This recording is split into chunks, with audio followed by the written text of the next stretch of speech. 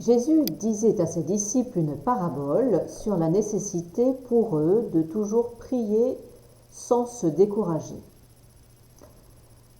À quoi bon prier alors que si souvent Dieu ne semble pas nous exaucer, pas même nous écouter? Avouons-le franchement, cette question nous habite ou nous traverse bien souvent. Pourquoi prier?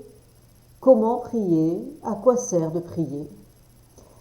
Saint Benoît nous donne quelques clés dans la règle des moines.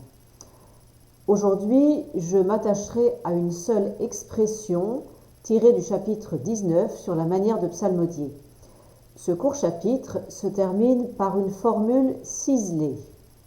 Benoît nous invite à nous tenir pendant la psalmodie ut mens nostra concordet voci nostrae, de manière à ce que notre esprit soit en accord, en cohérence avec notre voix. On aurait pu s'attendre au mouvement inverse. Je dis ce que je pense, je prie comme je pense, ou disons ma prière est l'expression de ma pensée.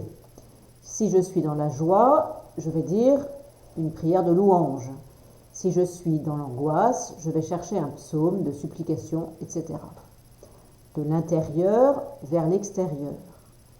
Saint Benoît, ici, nous invite au mouvement inverse. La prière vocale doit petit à petit, verset après verset, informer notre esprit, le conformer à l'Esprit de Dieu, de l'extérieur vers l'intérieur. Autrement dit, la prière n'est pas tellement faite pour que j'informe Dieu de mes besoins, qu'il connaît mieux que moi, mais pour me laisser informer, réformer, conformer à sa volonté en ruminant sa parole.